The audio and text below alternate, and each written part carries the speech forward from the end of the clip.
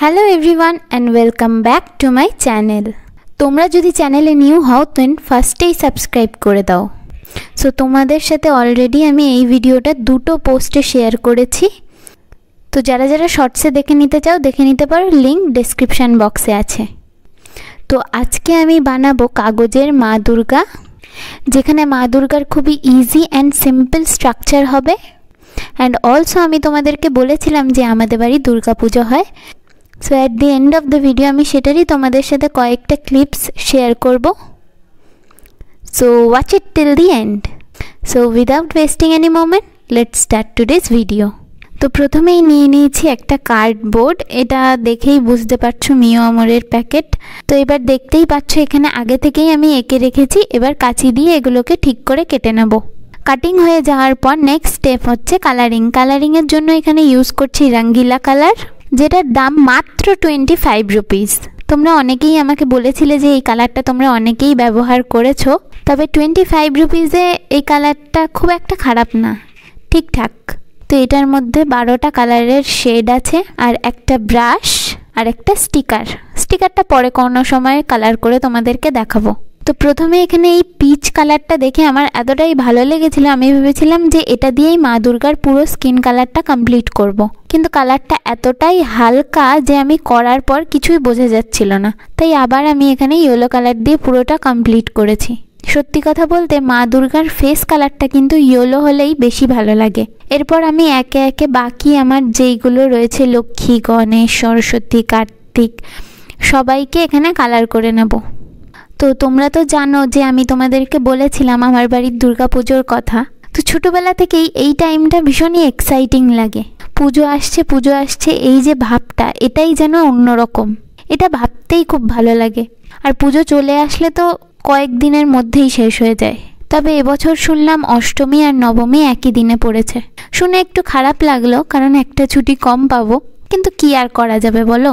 তো এদিকে আমার ফেস কালারটা কমপ্লিট হওয়ার পর আমি যেটুকু যা বাকি আছে এখানে কালার করা আমি কমপ্লিট করে নেব। তোমরা দেখলেই বুঝতে পারবে যে এখানে আমি কোনো এক্সট্রা কালার ইউজ করিনি, কোনো এক্সট্রা শেড নেই। যে কটা শেড আমার কাছে অ্যাভেলেবেল ছিল এই কালারের, আমি সেগুলো দিয়েই কালার কমপ্লিট করেছি। নতুন করে কোনো কালারের শেড আমি বানাইনি, যাতে অন্যদের কাছে এটা আরও ইজি টু রিক্রিয়েট হয়। এই ভিডিওটা যখন আমি শর্টসে আপলোড করেছিলাম তোমরা অনেকেই খুব খুব খুব পছন্দ করেছো। অনেকে বলেছো যে দিদি দুর্গা ঠাকুর করেছো, কিন্তু দুর্গা ঠাকুরের 10টা হাত কই, অসুর কই। তবে সত্যি কথা বলতে আমার এটা বানানোর পিছনে সেরকম কোনো ইন্টেনশন ছিল না। আমি ভেবেছিলাম যে একটা ছোট্ট এরকম দুর্গা ঠাকুর হবে, যার সাথে তার ছেলে মেয়ে থাকবে, যেটা দেখলেই মনটা খুশি হয়ে যাবে। তাই জন্য এত অসুর, 10টা হাত, এত কিছুর কথা ভাবিনি। আর সব থেকে বড় কথা, আমার এটা বানানোর আরেকটা কারণ হলো যে যাতে তোমরা এটা দেখে খুব সহজেই রিক্রিয়েট করতে পারো। তো কেউ যদি মনে করে থাকো যে এটা তোমরা বানাবে, দেন অবশ্যই তোমরা করতে পারো। আর আমাকে ট্যাগ করতে ভুলো না কিন্তু ইনস্টাগ্রামে। তো দেখো, শুধু কালার কমপ্লিট করেছি আর হয়ে গেছে তা বললে তো হবে না, একটু তো ডিটেলিং করতেই হবে, একটু শেডিংয়েরও তো দরকার। যেই কালারটা বেসিক আমি করেছি সেটারই একটু ডার্কার শেড নিয়ে দেখো এখানে যেখানে যেখানে আমার প্রয়োজন মনে হয়েছে আমি একটু একটু শেডিং করে নিয়েছি। তো সোনা তো আমাদের কাছে নেই, তাই গোল্ডেন পেন দিয়ে এখানে সোনার চুড়ি পরিয়ে দিয়েছি সবাইকে। এরপর কিছু ফাইনাল টাচেস অ্যাড করে নিলেই আমাদের মা দুর্গা কমপ্লিট। তো সত্যি কথা বলতে এটার ব্যাকগ্রাউন্ডে কী বানাবো আমার কাছে সেরকম কোনো আইডিয়া ছিল না। এগুলো কালার করতে করতেই হঠাৎ করে মনে হলো যে না, এরকম একটা কিছু করলে কেমন হয়।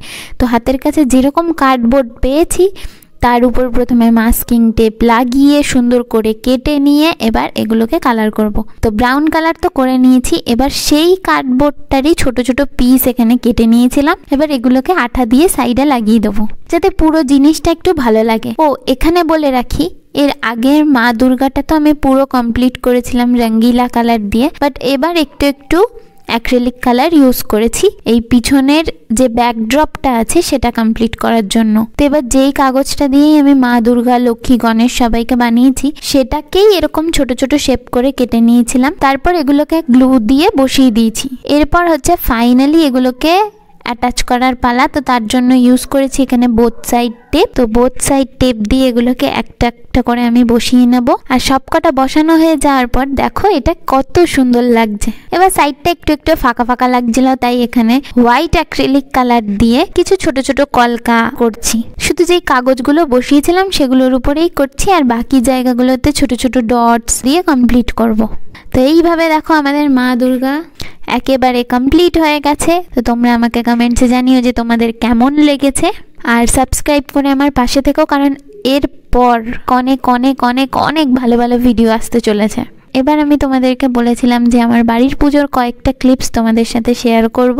তো এখনো পর্যন্ত কিছুই হয়নি, শুধু প্যান্ডেল হয়েছে। আর এবছর পঞ্চমীর আগেই আমাদের বাড়ি ঠাকুর চলে এসেছিল, তো সেটারই কয়েকটা ক্লিপস এখানে শেয়ার করছি। ঠাকুরের হাইটটা অনেকটা বেশি হয়, যেখান থেকে আমাদের ঠাকুর আনা হয়েছিল সেখান থেকেই লোক এসেছিল এটাকে ঠিকঠাক করে বসিয়ে দেওয়ার জন্য। আর বাবা দাদা সবাই একসাথে গেছিল ঠাকুর আনতে। এর আগের বছর আমি এই দিনটা মিস করে গেছিলাম, বাট এই বছর লাকিলি আমি বাড়ি চলে এসেছিলাম, তাই দেখতে পারলাম। তো এরকম আপকামিং আরও অনেক অনেক অনেক ভিডিও আসতে চলেছে।